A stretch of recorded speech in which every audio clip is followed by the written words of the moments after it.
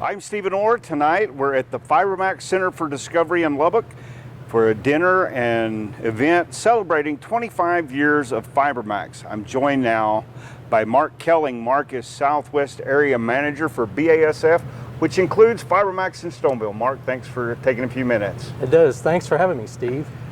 Really a big celebration tonight when you look at 25 years of FiberMax and really probably what changed the game for cotton in Texas. And you've been affiliated with FiberMax back to before it was FiberMax almost. Yeah, for the 25 years, I was actually fortunate enough to be in a territory where we sold the first FiberMax bags that were manufactured and produced and planted. And that was FiberMax 832 as an ochre leaf variety. And it really caught on in South Texas because it was a great variety yielder, and it also just changed the game in quality for the South Texas market. It really started to draw attention from the mills around the world because their quality hadn't been really considered very good. And so mills really didn't consider coming to that geography until we started having success with that FiberMax brand. When we look back over the years, some that are still benchmark kind of when we look at it, 956, a 989, and it's amazing what the progeny of those top varieties have done over the years. It is, and so 832 was really our flagship variety in South Texas, and 958 was really our flagship variety in West Texas. There was some concern about bringing the brand to West Texas because they were really built in an environment for picker type varieties. And naturally, we didn't know if the storm-proofness in the West Texas market, if they would be able to hold in adverse weather out here in West Texas. But we had Lionel Feltz, who was a sales rep also that worked with me. He brought some bags and material out here to the West Texas market, planted it, and they had just tremendous luck with it.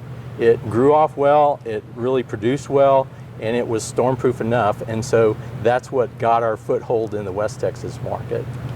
Talk a little bit about the progressions from those early varieties as we've introduced traits and as technology's become more of a player in just the development, the breeding, and all the science that goes into that now. Sure. So when we launched, we launched with 5 conventional varieties in 1998. And so at that time, you know, Monsanto was starting to introduce technology in Roundup Ready varieties and Bollgard varieties. But we didn't have the ability to incorporate that into our varieties because we didn't have an agreement with them. So we really had to maintain our business until 2000. At that point, we were able to start integrating Monsanto technology into our varieties. And that really opened another avenue because growers were really needing that technology and hungry for that technology.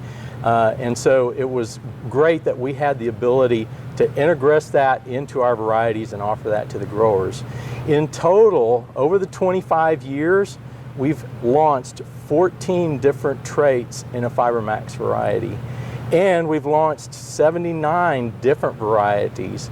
So it maybe doesn't sound like a lot, but within that short period of time, it's really introducing a lot of varieties and a lot of change, but the adaptation was so rapid with growers because they knew the backgrounds and they knew the success of the varieties. So as we started to integrate new traits into those backgrounds, they were comfortable going ahead and planting those on their farm.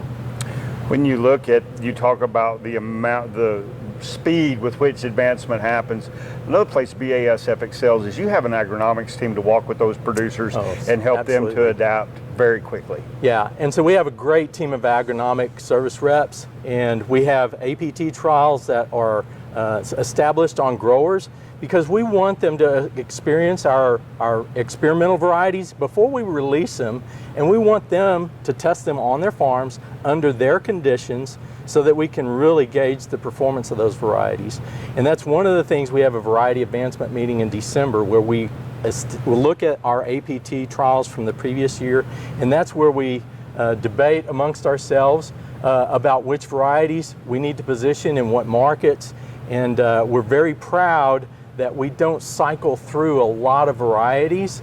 And we're able to maintain a good relationship and confidence in our growers as we launch new technologies. Well, and certainly FiberMax would be enough, but you also have one of the oldest names in cotton and recently celebrated the 100th anniversary of Stoneville, and I know that's very important to you as well. It is. We celebrated that about 4 weeks ago, so it was ironic that we had both of those anniversaries in the same year. So Stoneville established 100 years ago, and it has such a diverse history as well, but they had a lot of the same progressions that we had, really coming on with conventional lines and then establishing those varieties with new technologies as that advanced as well. So we're very proud of both of those brands, and we're very excited to have them in our portfolio, in our package, as we offer things to growers. Mark, as we wrap up, 25 years of Stoneville, 25 years of FiberMax, 100 years of Stoneville, what has you excited about the next 25 years for both? I tell you what, we've got some exciting new technology that we're going to be launching in both the Stoneville and the FiberMax brand called Accent Flex. You'll be hearing more about that. Our projected commercial launch will be in 2024, but stay tuned for 2023 because we really want to showcase that to the growers and show them what that new technology offers.